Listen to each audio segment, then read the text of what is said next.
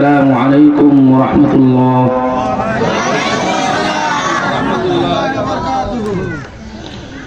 الحمد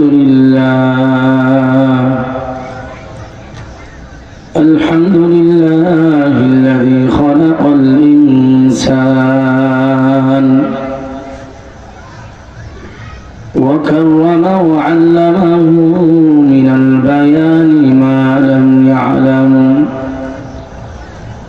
فسبحان الذي لا يحصى امتنانه باللسان ولا بالقلم، وأشهد أن لا إله إلا الله وحده لا شريك له، وأشهد أن سيدنا وسندنا وحبيب ربنا وطبيبنا وطبيب قلوبنا ومولانا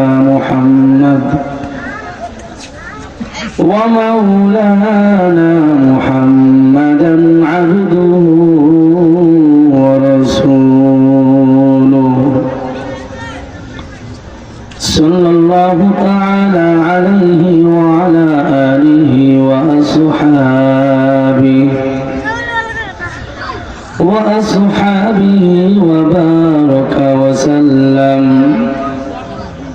وبارك وسلم تسليما كثيرا. أما بعد، فأعوذ بالله من الشيطان الرجيم. بسم الله الرحمن الرحيم. يا بني أقم الصلاة وأمر بالمعروف وانه عن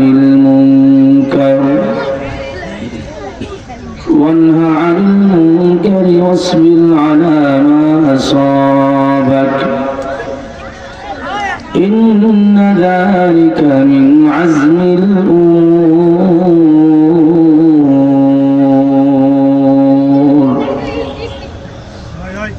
وقال رسول الله صلى الله عليه وسلم: الصلاة عماد الدين، أو كما قال النبي عليه الصلاة والسلام. صدق الله مولانا العظيم، وصدق رسوله النبي الكريم، ونحن على ذلك من الشاهدين والشاكرين والذاكرين، والحمد لله رب العالمين.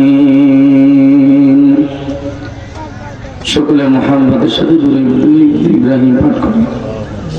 اللهم صل على محمد وعلى آل محمد، كما صليت على إبراهيم وعلى آل إبراهيم إنك حميد مجيد.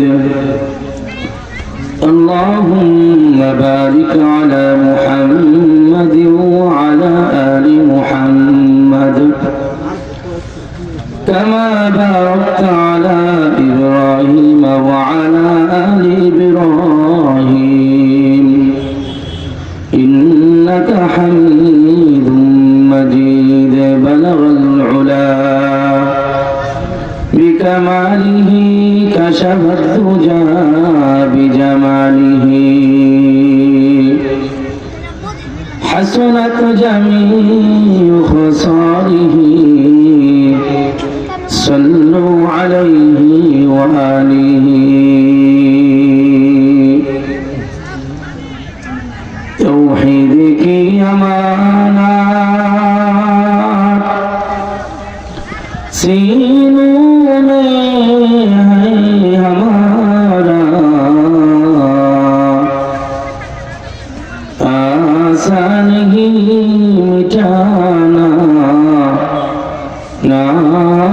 شاه ہمارا بلغ العلا بكماله كشف الدجى بجماله حسنت جميع خصاله صلوا عليه وآله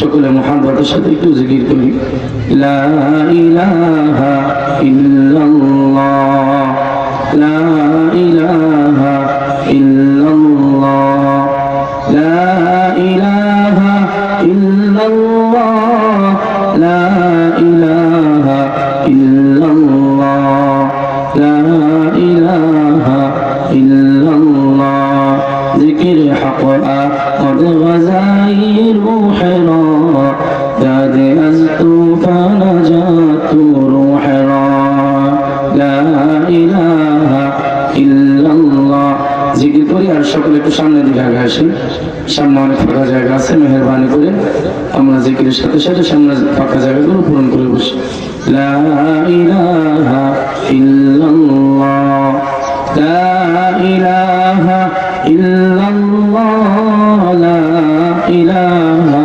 ইল্লাল্লাহ লা ইলাহা ইল্লাল্লাহ লা ইলাহা ইল্লাল্লাহ মুহাম্মাদুর রাসূলুল্লাহ সাল্লাল্লাহু আলাইহি ওয়াসাল্লাম আলহামদুলিল্লাহ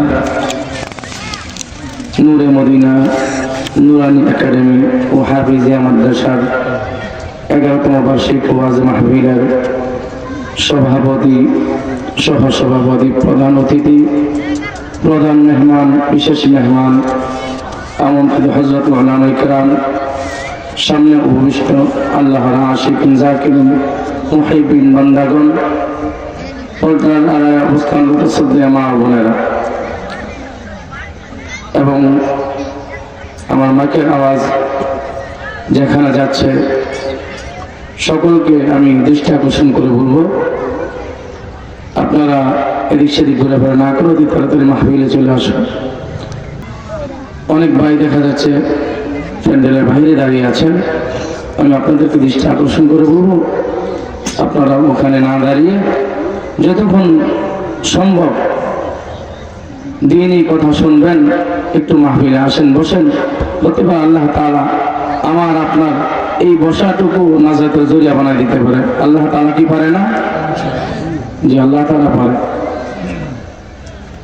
আমি আপনাদের সামনে কুরআনুল কারীম থেকে একটা আয়াত পাঠ করেছি, রাসূলের অসংখ্য হাদিস থেকে হাদিসের এক টুকরা বান্দার আমি আপনাদের সামনে পাঠ করেছি। আয়াত এবং হাদিসকে সামনে রেখে কিছু কথা বলবো ইনশাআল্লাহ। আল্লাহ তাআলা আমার জবান থেকে এমন কিছু উপকারী কথা বের করে দেন যে কথাগুলো দ্বারা আমি নিজে উপকৃত হতে পারবো এবং আপনারা উপকৃত হতে পারবেন। সকলে বলেন আমিন। আমি যে আয়াতটা পাঠ করেছি এই আয়াতটা হলো সূরা লুকমানের আয়াত। আল্লাহ তাআলা কুরআনুল কারীমের মধ্যে 114টা সূরা নাযিল করেছেন। 114টা সূরার মধ্যে সূরা লুকমান একটা সূরা। পুরা কোরআনের মধ্যে আপনি যদি তাহকিক করেন, তালাশ করেন, তাহলে কোনো ওই রকম সাহাবীর নামে একটা সূরা নাযিল করেছেন ওই রকম আপনি পাবেন না। এমনকি আল্লাহ তাআলা দুনিয়ায় যত নবী পাঠাইছেন, অনেক নবী পাঠাইছেন, তার মধ্যে কিছু সংখ্যক নবী নামে আল্লাহ তাআলা সূরা নাযিল করেছেন, কিন্তু সমস্ত নবীদের নামে সূরা নাযিল করে নাই। তো লুকমান হাকিম এমন একজন ব্যক্তি যার ব্যাপারে মুফাসসিরিন কেরামগণ বলেছেন উনি নবী ছিলেন না, উনি একজন হাকিম, আল্লাহ ওয়ালা বুজুর্গ ছিলেন, একজন বিজ্ঞ আলেম, মুফতি ছিলেন। তো আল্লাহ তাআলা এত নবী রাসূল থাকা সত্ত্বেও আল্লাহ তাআলা তাদের নাম কোরআনের মধ্যে সূরা আকারে নাযিল করে নাই। একজন সাধারণ একজন ব্যক্তি যাকে আল্লাহ তাআলা নবুয়ত দেন নাই। কোন কোন মুফাসসির যদিও বলেছেন উনি একজন নবী ছিলেন, কিন্তু তাদের এই মতটা বিশুদ্ধ নয়। বিশুদ্ধ মত হলো উনি একজন মুহাক্কিক ব্যক্তি ছিলেন, হাকিম বিচারক ছিলেন। তো এমন একজন ব্যক্তির নামে আল্লাহ তাআলা কোরআনের মধ্যে সূরা নাযিল করেছেন। কোন সাহাবীর নাম কোরআনের মধ্যে নাই, শুধু একজন মাত্র সাহাবী পাওয়া যায় যার ব্যাপারে আল্লাহ তাআলা কোরআনের মধ্যে নাম এনেছেন। তাও জীবনে একটা প্রসঙ্গে আল্লাহ তাআলা নাম এনেছেন, তার নাম হলো যায়েদ রাদিয়াল্লাহু তাআলা আনহু। অথচ আল্লাহ রাসূলের অনেক জলিল কদর সাহাবী ছিলেন, খোলাফায়ে রাশিদিন, বড় বড় সাহাবী হযরত ওমর, ওসমান, আলী, আবু বকর। হযরত ওমর এমন একজন ব্যক্তি যার কথাকে আল্লাহ তাআলা কোরআনের আয়াত আকারে নাযিল করেছেন, কিন্তু তার নাম কোরআনে আল্লাহ তাআলা সরাসরি উল্লেখ করেন। হযরত আবু বকরের নাম আল্লাহ তাআলা সরাসরি কোরআনের মধ্যে অবতীর্ণ করে নেন। হযরত ওসমানের নাম, আলীর নাম, কোন সাহাবীর নাম উল্লেখ করেন, শুধু একজন সাহাবী যায়েদ রাদিয়াল্লাহু তাআলা আনহু। আশারা মুবাশশারা 10 জন সাহাবী আছে। এই 10 জন সাহাবীর ব্যাপারে আল্লাহর পয়গম্বর সাল্লাল্লাহু আলাইহি সাল্লাম বলেছেন যে আল্লাহ তাআলা এই 10 জন সাহাবীকে দুনিয়া থেকে জান্নাতের সার্টিফিকেট দিয়েছেন। বলেন না সুবহানাল্লাহ। এমন 10 জন সাহাবী, তাদের নাম আল্লাহ তাআলা কোরআনে নাই, অথচ পয়গম্বর বলেছেন হযরত ওমর ফিল জান্নাহ, আবু বকর ফিল জান্নাহ, আলী ফিল জান্নাহ, ওসমান ফিল জান্নাহ। আল্লাহর পয়গম্বর নাম ধরে ধরে বলেছেন হযরত ওমর ফিল জান্নাহ, আবু বকর ফিল জান্নাহ, ওসমান ফিল জান্নাহ, আলী ফিল জান্নাহ। এদের নাম জান্নাতের সার্টিফিকেট ঘোষণা দিয়েছেন, কিন্তু তাদের নাম কোরআনের মধ্যে আল্লাহ তাআলা নাযিল করে নাই। এমন কিছু সাহাবী আছে যাদের নাম আল্লাহ তাআলা নিয়েছেন, কিন্তু কোরআনের মধ্যে আয়াত আকারে নাযিল করে নাই। উবাই ইবনে কাব রাদিয়াল্লাহু তাআলা আনহু একজন বালকারী ছিলেন, সুন্দর কিরাত পড়তে পারতেন। কিরাতে সাবআ 7 ভাবে কিরাত পড়া যায় এমন একজন কারি নাম হলো উবাই ইবনে কাব রাদিয়াল্লাহু তাআলা আনহু। আল্লাহ তাআলা পয়গম্বর আরবি সাল্লাল্লাহু আলাইহি ওয়াসাল্লামকে বললেন, হে পয়গম্বর, আপনি উবাই ইবনে কাব থেকে সূরা বাইয়িনা শুনুন। উবাই ইবনে কাব থেকে আপনি কোরআনের তেলাওয়াত শুনুন। আল্লাহর পয়গম্বর মুহাম্মদুর রাসূলুল্লাহ সাল্লাল্লাহু আলাইহি ওয়াসাল্লাম উবাই ইবনে কাবকে ডাক দিয়ে বললেন, হে উবাই ইবনে কাব, তুমি আমাকে একটু কোরআনের তেলাওয়াত শোনাও। বলেন না সুবহানাল্লাহ। হযরত উবাই ইবনে কাবের নাম আল্লাহ তাআলা নিয়েছেন। পয়গম্বর যখন উবাই ইবনে কাবকে বললেন, উবাই ইবনে কাব, আমাকে কোরআনের একটু তেলাওয়াত শোনাও। উবাই ইবনে কাব পয়গম্বরকে বলতেছেন, ইয়া রাসূলুল্লাহ, আপনার উপর আল্লাহ তাআলা কোরআনের আয়াত নাযিল করেছেন। জিবরাইলের মাধ্যমে আল্লাহ তাআলা আপনার উপর কোরআন অবতীর্ণ করেছেন। জিবরাইল কোরআন তেলাওয়াত করেছেন, আপনি শুনেছেন। আপনি কোরআন তেলাওয়াত করেছেন, জিবরাইল শুনেছে। আপনার উপর কোরআন অবতীর্ণ করেছেন, আর আপনার সামনে আমি উবাই ইবনে কাব কোরআন তেলাওয়াত করব, এটা কেমন কথা?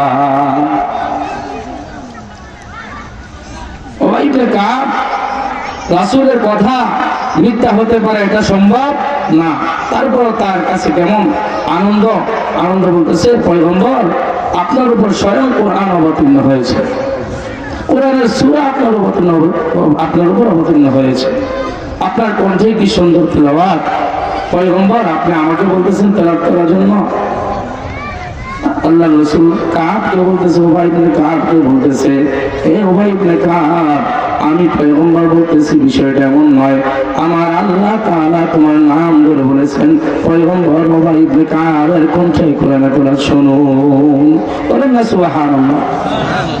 আর জোরে বলেন সুবহানাল্লাহ।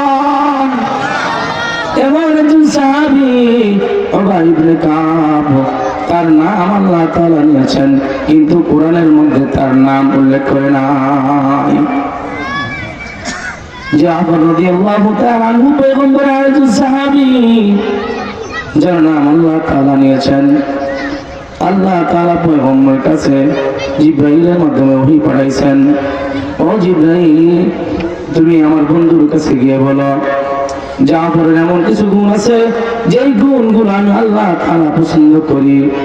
জিবরাইল আলাইহিস সালাম পয়গম্বরের কাছে এসে বলতেছে, ও পয়গম্বর, আপনার একজন সাহাবী জাফর রাদিয়াল্লাহু তাআলা আনহু, তার মাঝে এমন কিছু গুণ আছে যেই গুণগুলা স্বয়ং আল্লাহ তাআলা পছন্দ করে। ও পয়গম্বর, এই গুণগুলা দুনিয়ার কেউ জানে না, আমার আল্লাহ জানে।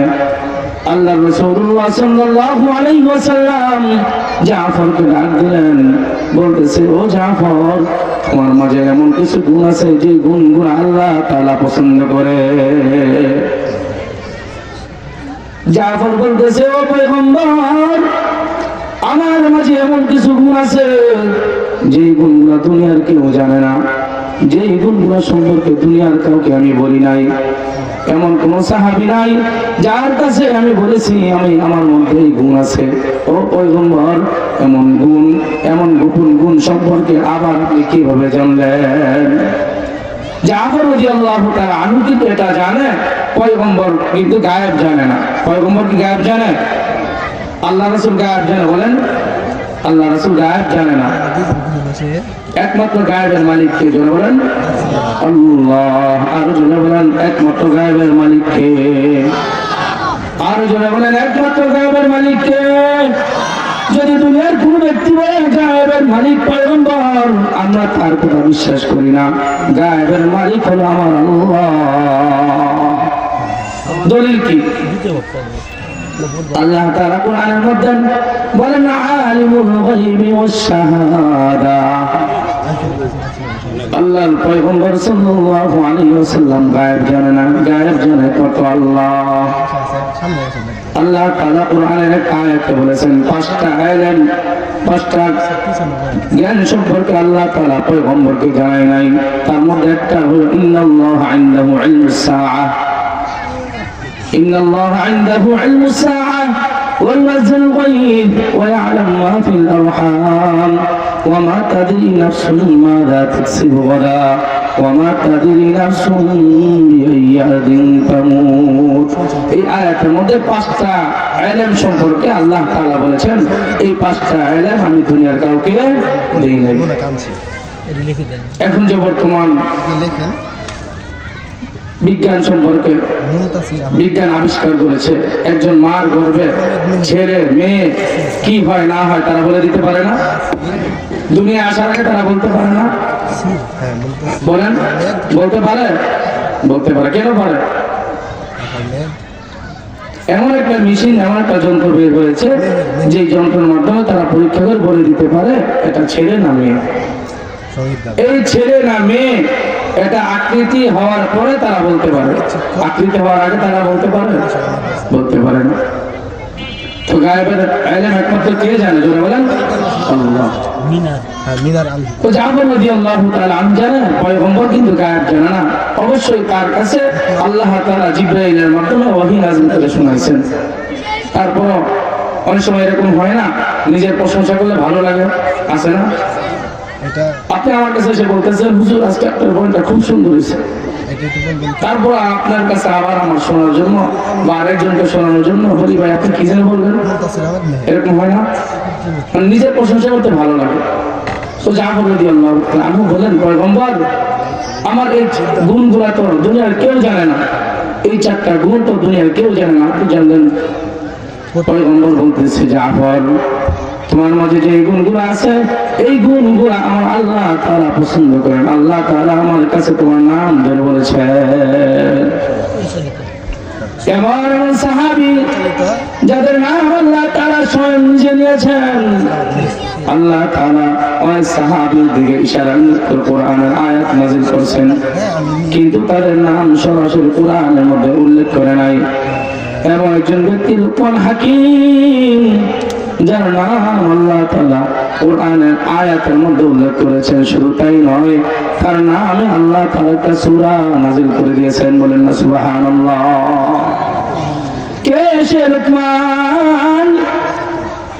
তাফসীরের কিতাবের মধ্যে লিখেন, লুকমান একজন কালো ব্যক্তি ছিলেন। তার চেহারা কোনো সৌন্দর্য ছিল না, দেখতে এত সুন্দর ছিল না, এত লম্বা ছিল না, এত সুঠাম দেহের ব্যক্তি ছিল না। দেখতে ছিল বিশ্রী।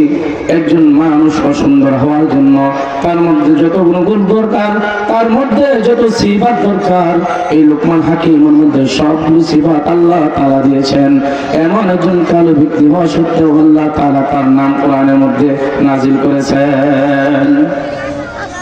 তাফসীরের কিতাবের মধ্যে লেখেন, তার ঠোঁটগুলো ছিল একটু মোটা মোটা, নিচের দিকে ঝুলন্ত। তার চেহারা ছিল একটু বেটে। একজন মানুষের নাকটা যদি চ্যাপ্টা থাকে, একজন মানুষের নাকটা যদি তার চেহারার দিকে একটু চ্যাপ্টা থাকে, তাহলে তাকে দেখতে কেমন দেখা যায়।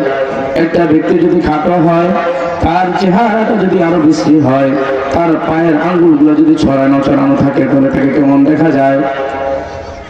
এমন একজন বিশ্রী ব্যক্তি, এমন একজন কালো কুশ্রী ব্যক্তি, তার নাম আল্লাহ তাআলা কোরআনে নিয়েছেন।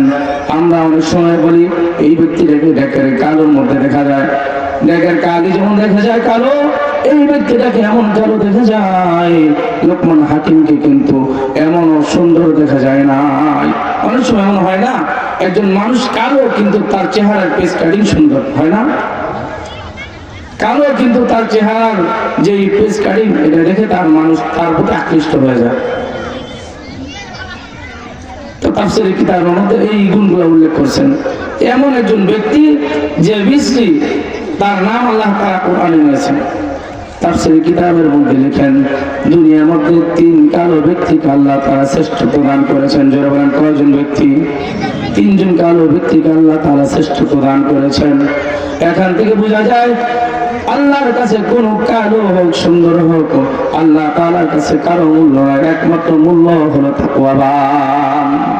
যার মধ্যে তাকওয়া থাকবে, আল্লাহর ভয় থাকবে, যার মধ্যে আল্লাহ তাআলার গুণ, আল্লাহ তাআলা ভালো ভালো সিফাত পাবে, যার মধ্যে আল্লাহ ওয়ালার গুণ পাবে, আল্লাহ তাআলা তাকে প্রিয় বানায় নেয়।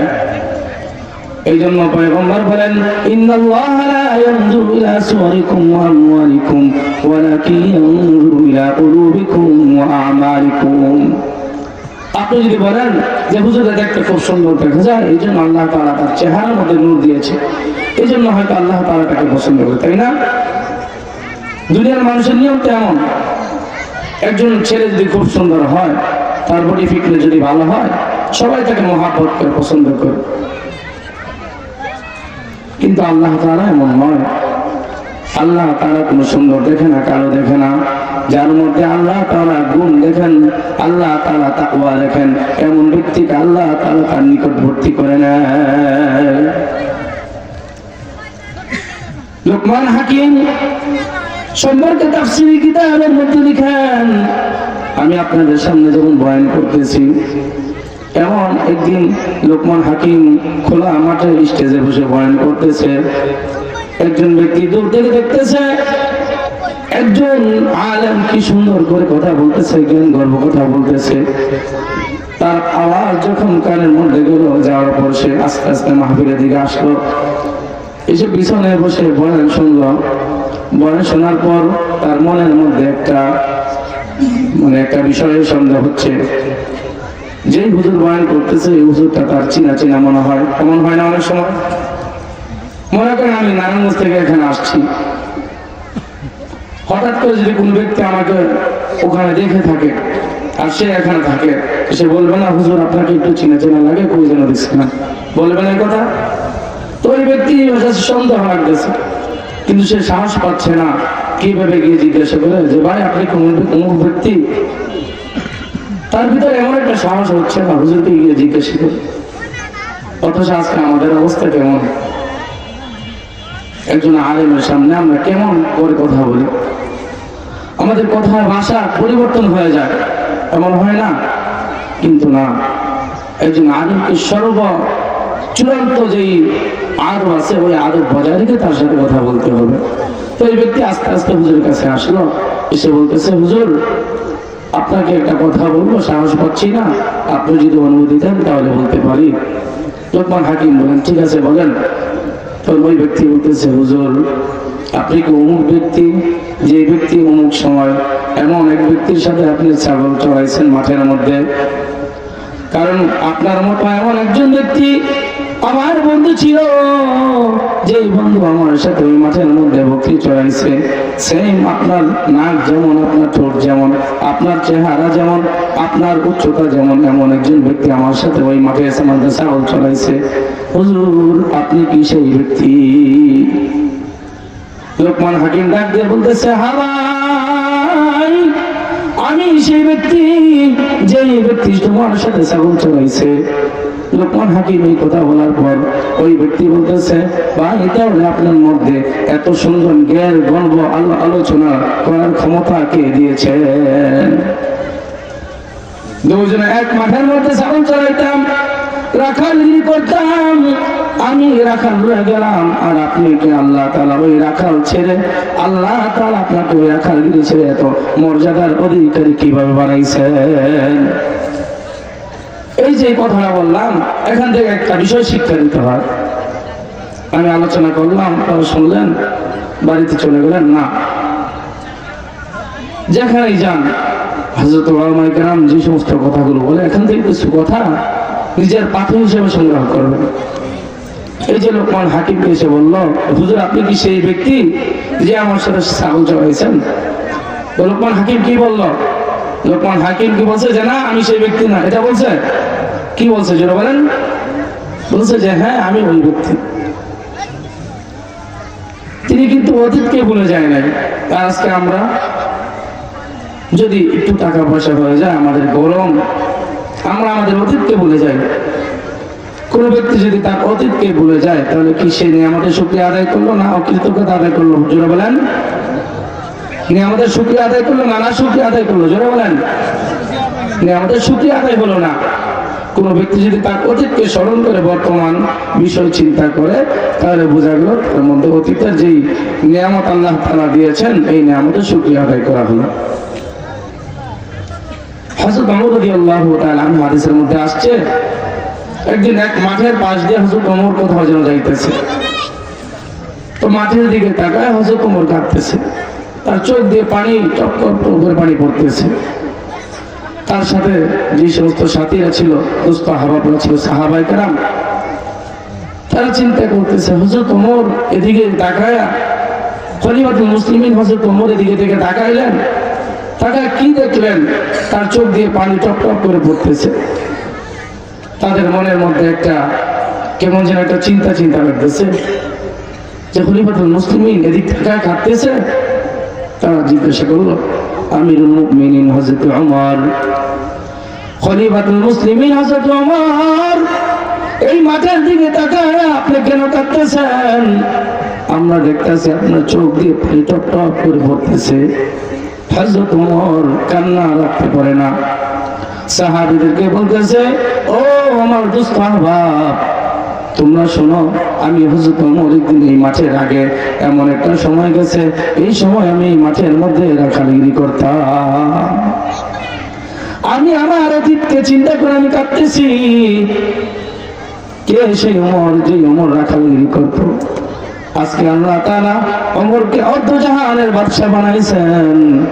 আল্লাহ তাআলা আমাকে এত সম্মান দিয়েছেন, কই আমি রাখাল ছিলাম, আর কই আমি আজকে অর্ধ জাহানের মালিক। হযরত ওমর রাখালগিরি করতেন। হঠাৎ করে দিন আকাশের মধ্যে প্রচন্ড রোদ, রোদের তাপ থেকে বাঁচার জন্য অনেক সময় দেখা যায় আমরা গাছের ছায়ার নিচে অবস্থান করি, কিন্তু ওই সময় মরুভূমির মধ্যে কোনো গাছ নাই। হযরত ওমর এই রোদের তাপ থেকে বাঁচার জন্য তার এক ঘোড়া বা গাড়ার বা গরুর নিচে গেছে। গরুর পিছনে একটু ছায়া বসে না? অনেক সময় এরকম হয় না, গরুর পিছনে একটু ছায়া বসে। ওই ছায়ার মধ্যে গিয়ে হযরত ওমর বসছেন। বসার পর ওই ঘোড়া বা গাধা যেই হোক, মানে পায় খারাপ করে দিচ্ছে, লেদা, আমরা কি গ্রামের ভাষা কি বলি, লেদা দিয়ে দিছে। তো হযরত ওমরের মাথার মধ্যে লেদা পড়ছে। হযরত ওমর বাড়িতে গেছে, যাওয়ার পর তার পিতা বলতেছে, ওমর তোমার মাথার মধ্যে গরুর গোবর কেন? হযরত ওমর বলতেছে, আব্বা রোদের তাপ থেকে বাঁচার জন্য গাদার নিচে বসলাম, ঘোড়ার নিচে বসলাম, তো ঘোড়া আমার উপরে লেদাই দিছে। তো হযরত ওমরকে বলতেছে যে তোর দ্বারা কোনো কিছু হওয়া সম্ভব না। আমরা অনুসরণ করি না, সন্তানকে যে তোর মতো ব্যাকুল দুনিয়া নাই। তো এমন একজন ওমরকে আল্লাহ তাআলা জাহানের বাদশা বানাইছে। আমি আপনাদেরকে এখানে এটা বুঝাইতে চাইতেছি যে অতীতকে কখনো ভুলে যাইতে নাই। অতীতকে মাঝে মাঝে স্মরণ করে চিন্তা করবেন, আমি কি ছিলাম, আল্লাহ তাআলা আমাকে কি বানাইছে। তো লোকমান হাকিম বলতেছে যে যদি তুমি জানতে চাও যে আমি আল্লাহ তাআলা আমাকে এত সুন্দর জ্ঞান গর্ব আলোচনা করার তৌফিক কিভাবে দিয়েছেন, তুমি কি জানতে চাও? ওই লোকটি বললো যে হ্যাঁ, আমি জানতে চাই আল্লাহ তাকে কেন এত জ্ঞান দিয়েছেন, এত ইলম দিয়েছেন, আমি জানতে চাই।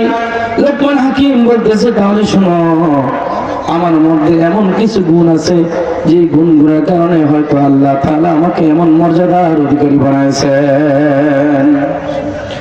যদি তুমি এই গুণগুলো অর্জন করতে পারো তাহলে সম্ভবত আল্লাহ তাআলা তোমাকে এমন মর্যাদার অধিকারী বানাই দিবেন।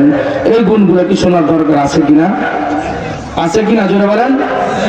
লোকমান হাকিম ওই ব্যক্তিকে যে একই কথা বললো, আমিও আপনাদেরকে একই কথা বলবো, যদি আমার আপনার মাঝে এই গুণগুলো থাকে তাহলে আল্লাহ চাহে ইনশাআল্লাহ আল্লাহ তাআলা আমাকে আপনাকেও দুনিয়া সম্মানিত করবেন ইনশাআল্লাহ। লোকমান হাকিম বলতেছে এক নাম্বার গুণ হলো আমানত। এক নাম্বার গুণ কি জোরে বলেন? আমানত। আজকে কি সমাজের মধ্যে আমানতদারিতা আছে? জোরে বলেন আছে? সব জায়গায় একই অবস্থা, আমানতদারিতা নাই। এই জন্য সমাজে অপমানিত, রাষ্ট্র অপমানিত, ঘরের মধ্যে অপমানিত, যেখানে যাই সেখানেই তার লাঞ্ছনার ব্যবহার তার গুনতে হয়। যদি আজকে আমানতদারিতা থাকতো তাহলে সমাজের মধ্যে এত অবাধ্যতা কাজ হইতো না, সমাজের মধ্যে এত দুই নাম্বারই হতো না। আজকে দেখা যায় যেই কোনো একটা দায়িত্ব পাইছে এই দায়িত্বের মধ্যে তার আমানতদারিতা নাই। এই আমানতদারিতা না থাকার কারণেই কিন্তু সমস্ত জায়গায় ফিতনা ফাসাদ হইতেছে। এক নাম্বার কি? আমানত। দুই নাম্বার সত্য কথা। সত্য কথা আছে? আজকে সমাজের মধ্যে সত্য কথা নাই বললে চলে, সর্বাবস্থায় মিথ্যা মিথ্যা মিথ্যা। একটা সত্য কথাকে ঢাকার জন্য যত মিথ্যা রাস্তা অবলম্বন করতে হয় আমরা করতেছি, অথচ আল্লাহর পয়গম্বর বলেছেন আসসিদকু ইনজি ওয়াল কিযবু ইহলিক, সত্য মুক্তি দেয় আর মিথ্যা কি করে? ধ্বংস করে। আমাদের কার্যকলাপ, আমাদের চলাফেরা বোঝা যায় মিথ্যায় মুক্তি দেয় আর সত্য কি করে? ধ্বংস করে, ঠিক না? আমাদের কার্যকলাপ তো এটাই বোঝা যায়। আজকে দুনিয়াটাকে আমরা উঠাই বলছি, দুনিয়া কিন্তু ঠিকই আছে, আর মানুষ কি করছে? দুনিয়াকে উল্টা চালাইতেছে। তো তিন নাম্বার হলো জবানের হেফাজত করতাম, চোখের হেফাজত করতাম। অনেকগুলো গুণ লোকমান হাকিম বলেছেন, যদি তুমি এই গুণগুলো অর্জন করতে পারো তাহলে আল্লাহ তাআলা তোমাকেও এত সম্মানের অধিকারী বানাইবেন। আল্লাহ তাআলা আমাদের সকলকে এই গুণগুলো অর্জন করার তৌফিক দান করুন, সকল বলেন আমিন। তো লোকমান হাকিম এক ব্যক্তির রাখাল ছিল, ছাগল চড়াইতো। তাফসীর কিতাবের মধ্যে একটা ঘটনা উল্লেখ করেন যে লোকমান হাকিমের মালিক এসে বলতেছে, লোকমান তোমার দ্বারা আল্লাহ তাআলা আমাকে অনেক বরকত দিতেছে, আমার ছাগলের পাল দিনে দিন বাড়তেছে, একটা ছাগল জবাই করো, জবাই করে তার মধ্যে যে দুইটা উৎকৃষ্ট যে অংশ আছে, উত্তম দুইটা অংশ আমার সামনে নিয়ে আসো। লোকমান হাকিম একটা বকরি জবাই করে তার মধ্যে উৎকৃষ্ট অংশ জিহ্বা, জিহ্বা এবং কলিজা, এই দুইটা অংশ মালিকের সামনে আনছে। তারপর আরেকদিন লোকমান হাকিমকে বললো যে দেখেন আল্লাহ তাআলা লোকমান হাকিমকে কেমন জ্ঞান দিয়েছেন, তাফসীরের এই ঘটনার দ্বারা আমরা বুঝতে পারবো। তো লোকমান হাকিমকে আরেকদিন বললেন, লোকমান আরেকটা বকরি জবাই করে বকরির দুইটা নিকৃষ্ট বস্তু, নিকৃষ্ট যে অংশ আছে, খারাপ অংশ, এই দুইটা খারাপ অংশ আমার সামনে নিয়ে আসে। লোকমান হাকিম ওই দিনও জিহ্বা এবং কলিজা মালিকের সামনে আনলো। মালিক বলতেছে, লোকমান কি ব্যাপার? ওই দিন বললাম উত্তম অংশ আনতে, জিহ্বা কলিজা আনছো, আজকে বললাম নিকৃষ্ট অংশ আনতে, তুমিও আজকে এই দুইটা অংশ আনলা, কারণ কি? তুমি কি আমার সাথে মজা করতেছো নাকি? লোকমান হাকিম বলতেছে, বাদশা আপনি তো আমার মালিক, আমি আপনার গোলাম, আমি আপনার সাথে কিভাবে মজা করব? তাহলে এমন কাজটা কেন করলাম? লুকমান হাকিম বলতেছে, ও মালিক, একটা জিনিসের যদি এই দুইটা অংশ নষ্ট হয়ে যায়, একটা মানুষের যদি জিহ্বা এবং কলিজা নষ্ট হয়ে যায়, তাহলে তার কোনো মূল্য থাকে না। লোকমান হাকিম তার মালিককে এটাই বুঝাইতে চাইতেছেন যে এই দুইটা অংশ যদি ভালো থাকে তাহলে তার সব কিছু ভালো থাকে, আর এই দুইটা অংশ যদি খারাপ হয়ে যায় তার সব কিছু খারাপ হয়ে যায়। এই জন্য ভাই, আপনার জবান যদি ভালো থাকে তাহলে দুনিয়ার সবাই আপনাকে সম্মান করবে। আপনার জবান যদি ভালো থাকে তাহলে এলাকার মধ্যে সম্মান করবে, মহল্লার মধ্যে সম্মান করবে, ঘরের মধ্যে সম্মান করবে। আপনার জবান যদি খারাপ হয়ে যায় তাহলে কিন্তু সমাজের মধ্যে আপনার শান্তি নাই, ঘরের মধ্যে আপনার মূল্যায়ন নাই, রাষ্ট্রের মধ্যে আপনার মূল্যায়ন নাই। যেখানে যাবেন সেখানেই শুধু অপমান আর অপমান সইতে হবে। ঠিক কিনা জোরে বলেন? মানুষের জবানটা যদি ভালো থাকে তাহলে তার মূল্যায়ন থাকে, ঠিক না? আজকে আমি এখানে বসে যদি আমার জবান দিয়ে অশ্লীল ভাষা কথা বলি, আপনারা আমার কি মূল্যায়ন করবেন? মূল্যায়ন করবেন। এই জন্য পয়গম্বর এক হাদিসের মধ্যে বলেন, মান ইয়াজমাননি বাইনা লাহিয়াইহি ওয়া মা রিজলাইহি আজমান লাহুল জান্নাহ। পয়গম্বর বলেন, হে উম্মতেরা, যদি তোমরা তোমাদের দুইটা জিনিসের, দুইটা বস্তুর আমানতদারিতার, দুইটা জিনিসের জিম্মাদারির দায়িত্ব নিতে পারো, আমি পয়গম্বর তোমাদেরকে বললাম তোমাদের জান্নাতের জিম্মাদারি হয়ে গেলাম। আর যারা বলেন সুবহানাল্লাহ। পয়গম্বর বলেছেন দুইটা জিনিসের হেফাজত করা, দুইটা জিনিসের জিম্মাদারি যদি আমি আপনি নিতে পারি, পয়গম্বর জান্নাতের জিম্মাদারি নেবেন। এক নাম্বার হলো এই জবানের হেফাজত করতে হবে, দুই নাম্বার হলো লজ্জা স্থানের হেফাজত করতে হবে। আজকে মানুষ যত গুনাহ করে সব গুনাহগুলো জবান দ্বারা হয়। একজন মানুষ গোপন গুনাহ করে জবান দ্বারা, একজন মানুষ জিনা করে তার নিজের লজ্জা স্থান দ্বারা। এই দুইটা জিনিসের গুনাহ কিন্তু মারাত্মক। মিথ্যা কথা বলা কি সওয়াব? বলেন, মিথ্যা কথা বলা কবিরা গুনাহ। মিথ্যা কথা কি দিয়ে বলে? এই জবান দিয়ে মিথ্যা কথা বলে। তো পয়গম্বর বলেছেন এই দুইটা জিনিসের হেফাজত করলে, আল্লাহর রাসূল বলেছেন আমি জান্নাতের জিম্মাদারি নিয়ে নিলাম। বলেন না সুবহানাল্লাহ। তো লোকমান হাকিম এটাই বুঝাইতে চেয়েছেন যে বাচ্চা, যদি একজন মানুষের এই দুইটা জিনিস ভালো থাকে তাহলে তার মূল্যায়ন থাকে, যদি খারাপ হয়ে যায় তার মূল্যায়ন থাকে না। তেমন একজন হিকমতপূর্ণ ব্যক্তি ছিলেন কে? লোকমান হাকিম। তো তার নামে আল্লাহ তাআলা সূরা নাযিল করেছেন, তার নামে আল্লাহ তাআলা কোরআনের মধ্যে আয়াত নাযিল করেছেন। সে তার সন্তানকে কিছু নসিহত করেছেন, এই নসিহতগুলো আল্লাহ তাআলা পছন্দ করেছেন। এই জন্য কিয়ামত পর্যন্ত যত উম্মত আসবে, পয়গম্বরের উম্মতের উপর আল্লাহ তাআলা নসিহত স্বরূপ পয়গম্বরের উপর আল্লাহ তাআলা আয়াতটাকে নাযিল করে দিয়েছেন। তো তার মধ্যে একটা নসিহত হলো নামাজ। আমি আপনাদের সামনে যে আয়াত পাঠ করেছি, এই আয়াতে লোকমান হাকিম তার সন্তানকে আদর করে বলতেছেন, ইয়া বুনাইয়া আকিমিস সালাহ ওয়া'মুর বিল মা'রুফি ওয়ানহা আনিল মুনকারি ওয়াসবির আলা মা আসাবাক ইন্না যালিকা মিন আযমিল উমুর। অনেক সময় এমন হয় না, আমরা আমাদের সন্তানকে খুব মুহাব্বত করে, মায়া ভালোবাসা দিয়ে ডাক দেই, আমার কলিজার টুকরা সন্তান এদিকে আসো, ডাক দেই না? তো লোকমান হাকিম তার সন্তানকে বলতেছে, হে আমার বৎস, ইয়া বুনাইয়া, হে আমার সন্তান, আকিমিস সালাহ, তুমি নামাজ কায়েম করো, নামাজ আদায় করো। ওয়া'মুর বিল মা'রুফ, সৎ কাজের আদেশ দাও। ওয়ানহা আনিল মুনকার, এবং অসৎ কাজ থেকে নিষেধ করো। মানে তুমি সৎ কাজের আদেশ দাও, মানুষকে অসৎ কাজ থেকে কি করো?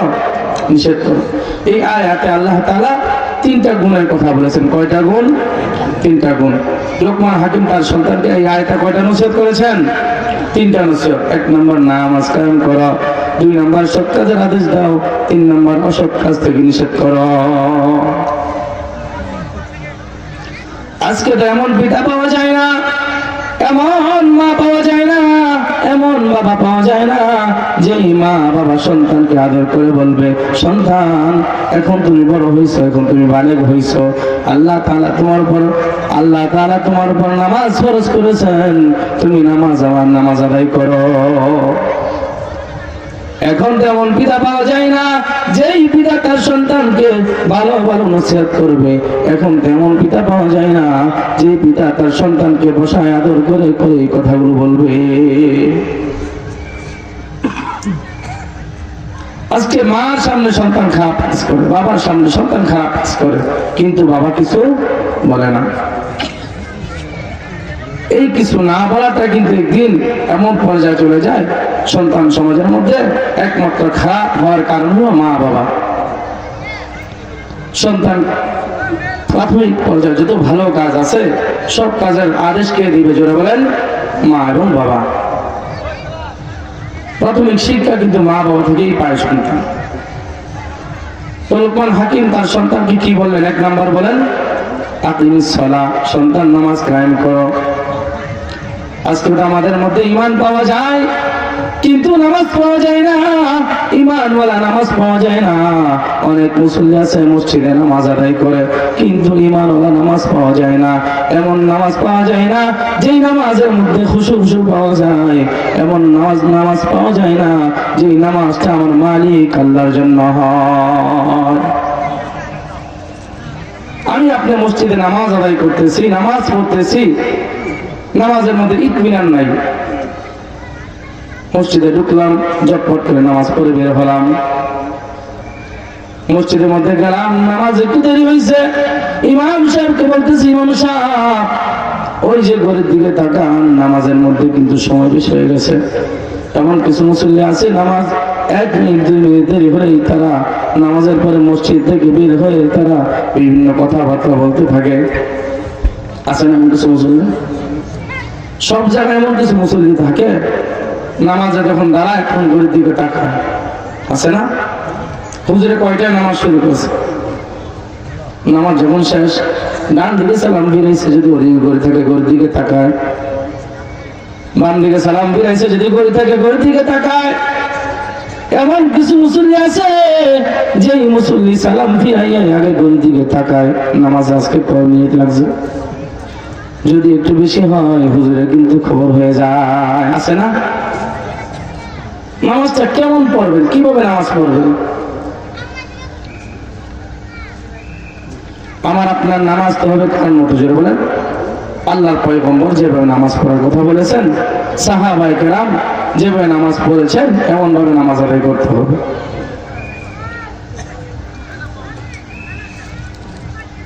আমরা মুসলমান, দেখেন আমি তো আপনাদের এখানে এসে আসর, জুমা, মাগরিব নামাজ পড়লাম। আপনাদের মহল্লা কিন্তু আলহামদুলিল্লাহ মোটামুটি বড়। এই যে এখানে যে মানুষগুলো আসছেন আপনারা সবাই এই মহল্লার না? জোরে বলেন, এই মহল্লার না? জুমার সময় কোথায় ছিলেন? যাই হোক আলহামদুলিল্লাহ, হয়তো বাসা কোথাও মসজিদে নামাজ পড়ছেন, কিন্তু সমাজের মধ্যে অনেক মানুষ আছে যারা মসজিদে নামাজ পড়তে আসে না। নামাজ পড়া কি? জোরে বলেন, নামাজ পড়া কি সুন্নত, ওয়াজিব? বলেন, 5 ওয়াক্ত নামাজ কি ফরজ। একজন মানুষ যদি ঈমান আনার পর সাথে সাথে যদি নামাজের সময় হয় তার উপর নামাজ ফরজ হয়ে যায়। এই জন্য পয়গম্বরের হাদিসের মধ্যে বলেন, as-salatu ইমাদুদ্দিন, নামাজ হলো দ্বীনের স্তম্ভ। একজন মানুষের নামাজ ঠিক তার সবকিছু ঠিক হয়ে যায়। একজন খারাপ মানুষ যদি 5 ওয়াক্ত নামাজ পড়ে আস্তে আস্তে তার খারাপ কাজ চলে যায়, তার খারাপ কাজ করতে ভালো লাগে না। যদি এই ব্যক্তিটা ইতমিনানের সাথে নামাজ আদায় করে তাহলে কিন্তু সেই দিন তার খারাপ কাজ করতে ভালো লাগে না। একদিন কিন্তু সে সমাজের মধ্যে একমাত্র নেককার বান্দা হয়ে যায়। এই জন্য 5 ওয়াক্ত ফরজ নামাজ আমরা জামাতের সাথে আদায় করব। যদিও অনেক সময় ছুটে যায় সাথে সাথে নামাজটা আদায় করব। আজকে আমাদের মধ্যে নামাজের মহব্বত নাই, আজকে তোমাদের মধ্যে নামাজের ভালোবাসা নাই, এই জন্য মসজিদে আজান হয়ে যায়, আমরা নামাজ পড়ি না। একদিক দিয়ে আজান হয়, আরেক দিক দিয়ে কিছু মুসল্লি আছে শয়তান যেমন আজান শুনে দৌড়ায়, এমন কিছু মুসল্লি আছে মসজিদে আজান শোনার পর সে আর ঘরে বসে থাকে না, মসজিদে আসে না, সে অন্যদিকে ছুটে যায়। কারণ যদি ঘরের মধ্যে যায়, বিবি বলবে স্বামী আমার নামাজ পড়তে যাও। সন্তান বলবে বাবা ওই যে জুমার দিন মসজিদে আজান হয়েছে, চলো বাবা নামাজের মধ্যে যাই। এই সমস্ত নির্দেশ থেকে পালানোর জন্য পিতা কিন্তু অন্যদিকে চলে যায়। আছে কিনা জোরে বলেন? আছে না? আছে। আলহামদুলিল্লাহ, যদি ফ্যামিলি যদি দিনদার হয়, স্ত্রী যদি দিনদার হয়, তাহলে স্বামী কিন্তু একদিন না একদিন দিনের প্রতি ফিরে আসে। এই জন্য মা বোন যারা আছেন, অনেক মা বোন পাশে আছেন।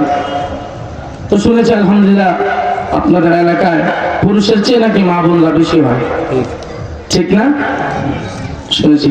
কিন্তু আপনার অনেক জায়গায়, আমাদের এলাকায় হোক, বিভিন্ন জায়গায় পুরুষ বেশি হয়, মহিলা কম হয়, কিন্তু আপনাদের এখানে পুরুষ কম মহিলা বেশি। এই জন্য মা বোনদেরকে বলবো আপনারা নামাজ আদায় করবেন, স্বামীকে নামাজের নির্দেশ দিবেন, সন্তানকে একজন দিনদার সন্তান হিসাবে গড়ে তুলবেন, নেককার সন্তান হিসাবে গড়ে তুলবেন। আজকের যে মাহফিল, এই মাহফিলটা কি মাদ্রাসার মাহফিল। একজন সন্তানকে মা বাবা যদি ভালো কাজ শেখায়, একজন সন্তানকে যদি মা বাবা দিনদার বানাইতে পারে, এ ভাই খোদার কসম করে বলি, এই সন্তান কিন্তু তোমাকে জান্নাতে নিয়ে যাবে। এ ভাই যদি আদর্শ পিতা হতে পারি, আদর্শ মা হতে পারি, এ মা যদি আদর্শ মা হতে পারেন, তাহলে সন্তানটাকে আদর্শ সন্তান বানাইবেন। এই জন্য আমাদের ভারতবর্ষের একজন আকাবির, যার নাম বখতিয়ার কাকি রহমতুল্লাহি আলাইহি, কুতুবউদ্দিন বখতিয়ার কাকি রহমতুল্লাহি আলাইহি, তিনি কিন্তু মার আদর্শের কারণে তিনি একজন বড় মুহাক্কিক আলেম হয়েছেন। কুতুবউদ্দিন বখতিয়ার কাকি রহমতুল্লাহি আলাইহি যখন মার গর্ভে ছিলেন, বাবা মারা গেছে, মারা যাওয়ার পর মা যখন তার সন্তানকে ভূমিষ্ঠ করছেন, ভূমিষ্ঠ করার পর ওই যে স্বামী তার স্ত্রীকে বলেছেন, ও স্ত্রী, যদি তোমার গর্ভে সন্তান হয় তাহলে ছেলেটাকে আলেম বানাইবা। এই কথা বলার পর ওই স্ত্রী তার স্বামীর কথা অনুযায়ী সন্তানটাকে আলেম বানানোর জন্য মাদ্রাসায় নিয়ে গেছে, প্রাথমিক মুক্তবে নিয়ে গেছে। মুক্তবে নিয়ে যাওয়ার পর হুজুরকে বললেন, হুজুর, এই যে আমার কুতুবউদ্দিন বখতিয়ারকে আমি আপনার কাছে আমানত দিয়ে গেলাম, ও হুজুর, আমার সন্তানকে আপনি আরবি শিক্ষায় শিক্ষিত বানাই দেন। এ মা, তুমি একজন মা, কুতুবউদ্দিন বখতিয়ারের মা একজন মা। কুতুবউদ্দিন বখতিয়ার কাকি রহমতুল্লাহি আলাইহি যখন উস্তাদের কাছে দিয়েছেন, উস্তাদ কুতুবউদ্দিন বখতিয়ার কাকিকে বলতেছে, ও কুতুবউদ্দিন, তুমি বলো আলিফ বা তা সা। কুতুবউদ্দিন বখতিয়ার কাকি রহমতুল্লাহি আলাইহি আলিফ বা তা সা বলতে বলতে শুধু কায়দাই নয়, আল্লাহ তাআলা নির্দেশে কুতুবউদ্দিন বখতিয়ার কাকি রহমতুল্লাহি আলাইহি কোরআনের শুরু থেকে 18 পারা মুখস্থ শোনাই দিয়েছেন। বলেন না সুবহানাল্লাহ? আরে জোরে বলেন সুবহানাল্লাহ। কুতুবউদ্দিন বখতিয়ার কাকি রহমতুল্লাহি আলাইহির উস্তাদ তার মাকে বলতেছে, ও মা, তুমি যে কুতুবউদ্দিন বখতিয়ার কাকিকে আমার কাছে দিয়েছো, তাকে আলিফ বা তা সা পড়াইতাম। ও মা, কুতুবউদ্দিন বখতিয়ার কাকি এমন একজন সন্তান, যে সন্তান আমাকে কোরআনের আয়াত সূরা ফাতিহা থেকে শুরু করে 18 পারা মুখস্থ এক খাড়ায় শোনাইয়া দিয়েছে। ও মা, এর কারণ কি তুমি আমাকে বলো। কুতুবউদ্দিন বখতিয়ার কাকি রহমতুল্লাহি আলাইহির মা উস্তাদকে বলতেছে, উস্তাদ, আমার সন্তান কুতুবউদ্দিন যখন আমার গর্ভে আসে, আমার গর্ভে আসার পর আমি মা কিন্তু সব সময় অবস্থায় থাকতাম। আমি মা যখন সুযোগ পাইতাম তখন কোরআন তেলাওয়াত করতাম। হুজুর, আমার সন্তান গর্ভে থাকা অবস্থায় আমি এতটুকু কোরআন শরীফ পড়েছি, সম্ভবত আমার সন্তান এই বরকতে 18 পারা মুখস্থ করে বের হয়েছে। এ মা, কুতুবউদ্দিন বখতিয়ারের মা, আপনিও মা, এ মা, আজকে আমার আপনার সন্তান যখন, এ মা, যখন আপনার গর্ভের মধ্যে একটা সন্তান আসে, আসার পর আপনি যদি এইভাবে চলতে পারেন, আপনি যদি সব সময় পবিত্র অবস্থায় থাকতে পারেন, যদি সব সময় নামাজ কালাম পড়েন, সুযোগ পাইছেন কোরআন তেলাওয়াত করেন, যদি এই আমলগুলো করতে পারেন, খোদার কসম করে বলি তোমার গর্ভ থেকে এমন একজন কুতুবউদ্দিন জন্ম নিবে।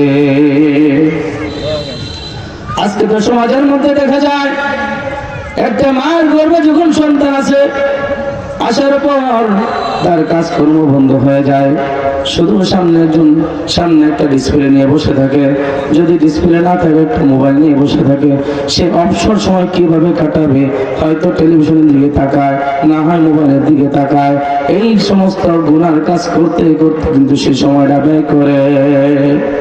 এই জন্য দেখবেন অনেক সন্তান মার গর্ভ থেকে সেই অনেক সময় দেখা যায় মোবাইলের দিকে আকৃষ্ট হয়ে যায়, হয় না? অনেক হয়।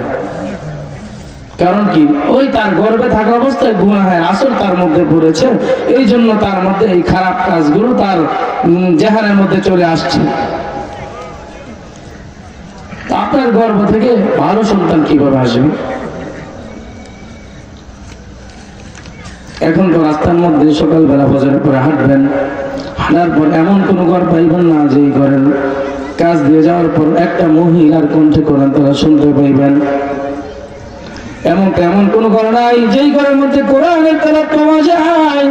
এখন তো ফজরের পরে মা বোনেরা, অনেক মা বোন এমন আছে তারা নামাজও পড়ে না, ঘুমের মধ্যেই তাদের নামাজ চলে যায়। সকালবেলা স্বামী তাকে ডাকতে থাকে, ও বউ উঠো, নাস্তা বানাও। আলহামদুলিল্লাহ, আগেরকার মহিলারা কেমন ছিলেন? আগেরকার মহিলা যদি এমন মহিলা থাকে এখনো যারা দিনদার ছিলেন, 5 ওয়াক্ত নামাজ পড়ছেন, এখনো যদি এমন কিছু মহিলা থাকে দেখবেন ফজরের পরে সবাই ঘুমায় কিন্তু তার চোখের মধ্যে ঘুম আসে না। সে কোরআন নিয়ে বসে বসে গুনগুন করে আল্লাহর কালাম তেলাওয়াত করতে থাকে। এই জন্য মা বোনেরা, আপনারা যারা আছেন, আপনারা আমলদার হয়ে যান, আপনারা ভালো হয়ে যান, সন্তান ভালো হবে, স্বামীও ভালো হবে। যদি আপনারা খারাপ থাকেন তাহলে কিন্তু সন্তানও খারাপ হয়ে যাবে, স্বামীও খারাপ হয়ে যাবে। অনেক মা বোন আমার উপরে খেপতেছে যে হুজুর আমি তো ভালো, আমার সন্তান তো খারাপ, আমার স্বামী তো খারাপ। এটা হয়তো আল্লাহ তাআলা আপনার উপর পরীক্ষা করতেছে, আপনি আপনার চেষ্টা চালায় যান। তো 1 নম্বর নসিহত করলেন যে সন্তান নামাজ আদায় করো। নামাজটা কেমন? ইতমিনানের সাথে, খুশুর সাথে নামাজ আদায় করতে হবে। আমার আপনার নামাজ হবে সাহাবীওয়ালা নামাজ, আমার আপনার নামাজ হবে নবীওয়ালা নামাজ। এ ভাই, পয়গম্বর আরবি সাল্লাল্লাহু আলাইহি ওয়াসাল্লাম সাহাবীদেরকে যেমন ভাবে নামাজ শিক্ষা দিয়েছেন, আমি আপনি ওরকম ভাবে নামাজ আদায় করব। হুজুরের কাছে যাব, হুজুর সাহাবীরা কেমনে নামাজ আদায় করেছে, হুজুর আল্লাহর পয়গম্বর নামাজ কিভাবে আদায় করতে বলেছেন, আমাকে এভাবে নামাজ শিক্ষা দেন। এই জন্য পয়গম্বর ভাই বলেছেন, হাদিসের মধ্যে বলেছেন, নামাজি ব্যক্তির জন্য কিছু পুরস্কার আছে, বেনামাজির জন্য কিছু শাস্তি আছে। নামাজি কয় প্রকার জুড়ে বলেন? 5 প্রকার নামাজি আছে। কিছু নামাজি আছে বছরে একবার ঈদের নামাজ আদায় করে, কিছু নামাজি আছে সাপ্তাহিক জুমার নামাজ আদায় করে, কিছু নামাজি আছে শবে বরাত, শবে বদরের নামাজ আদায় করে, আছে না? এই হিসাবে নামাজি কয় প্রকার জুড়ে বলেন? 5 প্রকার নামাজি আছে। 1 নম্বর মুআকাব, শাস্তিপ্রাপ্ত নামাজি। আপনারা বলতে পারেন হুজুর নামাজ পড়ার পর আবার শাস্তিপ্রাপ্ত হয় কিভাবে? এ ভাই, ওই সমস্ত মুসল্লি যারা জুমা পড়ছে, সাপ্তাহিক জুমা পড়ছে, বাৎসরিক ঈদের নামাজ পড়ছে, শবে কদর পড়ছে, সারা বছর নামাজের খবর নাই, এই সমস্ত ব্যক্তিরা নামাজ পড়ার পর আল্লাহ তাআলা শাস্তি দিবেন। 2 নম্বর হলো মুহাসাব, দবাবপ্রাপ্ত নামাজি। যেই সমস্ত ব্যক্তিরা দৈনন্দিন 5 ওয়াক্ত নামাজ আদায় করছে, কিন্তু নামাজের মধ্যে আল্লাহ তাআলার কথা স্মরণ করে নাই, নামাজের মধ্যে আল্লাহ তাআলার জেহান নাই। আল্লাহ তাআলা যে তাকে দেখতেছে, আল্লাহ তাআলার বিধান সে আদায় করতেছে, আল্লাহ তাআলা যেভাবে নামাজ পড়ার নির্দেশ দিয়েছেন সে ওইভাবে নামাজ আদায় করতেছে না। সে নামাজের মধ্যে বিভিন্ন চিন্তা করতেছে, সব সময় নামাজের মধ্যে এসে তার বাহিরের চিন্তা থাকে, নামাজ পড়ছে এই চিন্তা থাকে না। এমন ব্যক্তি 5 ওয়াক্ত নামাজ আদায় করার পরও আল্লাহ তাআলা তাদেরকে ধমক দিয়েছেন। আল্লাহ তাআলা ওই কঠিন ময়দানে আল্লাহ তাআলা তাদেরকে ধ্বংস করে দিবেন। 3 নম্বর নামাজের মুকাফফার, যে সমস্ত নামাজি নামাজের মধ্যে দাঁড়ানোর পর শয়তান তার জেহানটা নিয়ে যায় তার জমির দিকে, শয়তান তার জেহানটা নিয়ে যায় তার ব্যবসার দিকে, সে আবার তার জেহানটা আল্লাহ তাআলার সামনে নিয়ে আসে, নামাজ আদায় করতেছে, আল্লাহ তাকে দেখতেছে, এমন তার চিন্তা তার মধ্যে চলে আসে। এমন ব্যক্তিকে মুকাফফার বলা হয়। আল্লাহ তাআলা এমন ব্যক্তির গুনাহগুলো মাফ করে দিবেন। 4 নম্বর হিসাব, এমন ব্যক্তি, এমন নামাজি যাদের নামাজের দ্বারা সওয়াব হয়, এদের নামাজ হলো আউলিয়া কেরামের নামাজ। যে সমস্ত নামাজি নামাজের মধ্যে দাঁড়াইলে ফাহিশার কাজ চিন্তা আসে না, যে সমস্ত নামাজি নামাজের মধ্যে দাঁড়াইলে ব্যবসার চিন্তা আসে না, তাদের চিন্তা শুধু একটা হয়, আন্নাকা তারাহু ফাইল্লাম তাকুন তারাহু ফাইন্নাহু ইয়ারা। সে নামাজে দাঁড়ায়, সে চিন্তা করতেছে আমি আল্লাহকে দেখতেছি, যদি আমি আল্লাহকে দেখি না কিন্তু আমার মালিক কিন্তু আমাকে দেখতেছে। এমন নামাজিকে আল্লাহ তাআলা শুধু সওয়াব দান করবেন। 5 নম্বর নামাজি মুকাররাব, যে নামাজিকে আল্লাহ তাআলা নৈকট্যবর্তী করে নেয়, এই সমস্ত ব্যক্তিরা হলো আম্বিয়া আলাইহিস সালাতু ওয়াস সালাম, যাদের নামাজ দ্বারা শুধু আল্লাহ তাআলার নৈকট্য লাভ হয়। যদি এমন নামাজি হন, যেই নামাজি নামাজের মধ্যে দাঁড়ায় ব্যবসার চিন্তা হয়, নামাজের মধ্যে দাঁড়ায় সংসারের চিন্তা হয়, এমন নামাজি হইলে কিন্তু নামাজ পড়লেন মানুষ নামাজি বলবে, কিন্তু আল্লাহর কাছে আপনার মতো নামাজি কোনো দাম থাকবে না।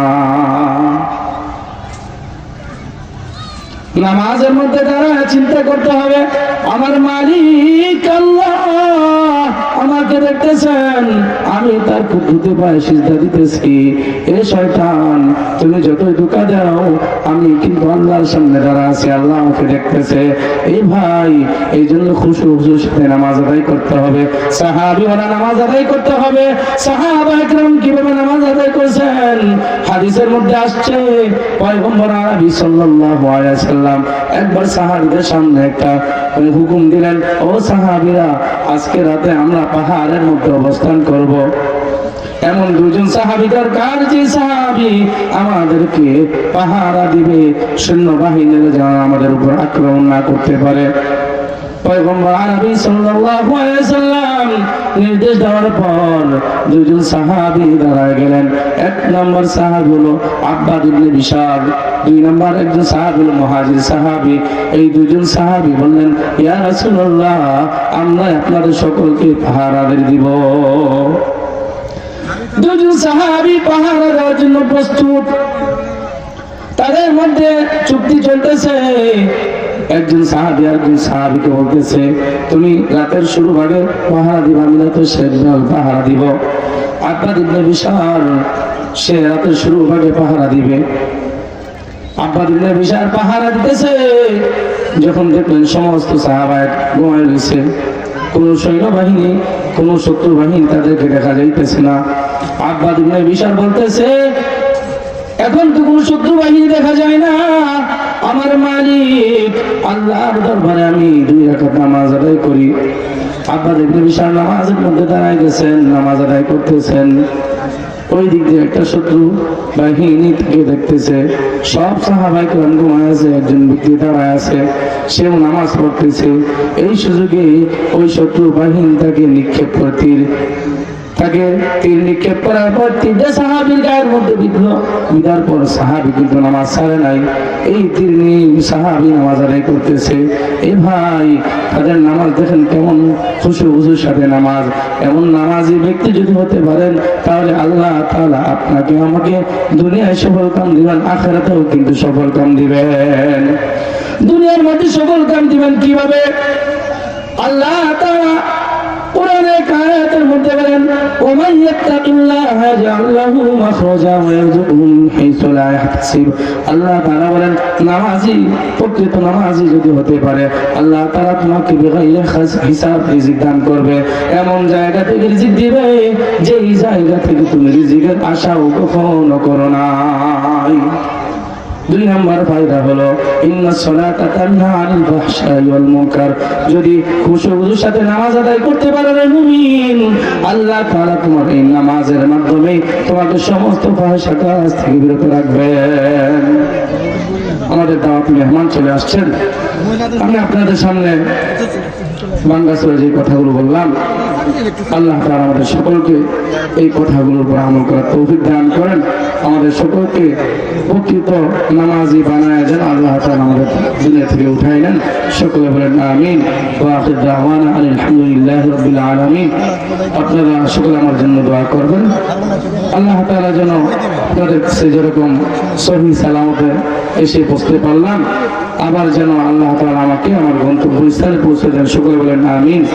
এই নিয়ে আমি আপনাদের কাছ থেকে বিদায় নিচ্ছি। আসসালামু আলাইকুম ওয়া রাহমাতুল্লাহি ওয়া বারাকাতুহু। বারাকাল্লাহ ফিক। মাশাআল্লাহ। আলহামদুলিল্লাহ, ধন্যবাদ জনাব মাওলানা মুফতি আমিনুল ইসলাম সাহেবকে তার কোরআন ও হাদিসের আলোকে তাফসীর আলোকপাত করার জন্য। আল্লাহ তাআলা চাইতো যে সমস্ত বিষয়ে আমাদেরকে আলোচনা শোনালেন সেই বিষয়গুলো আমাদেরকে বাস্তব জীবন আমল করার তৌফিক সবাইকে দান করুন।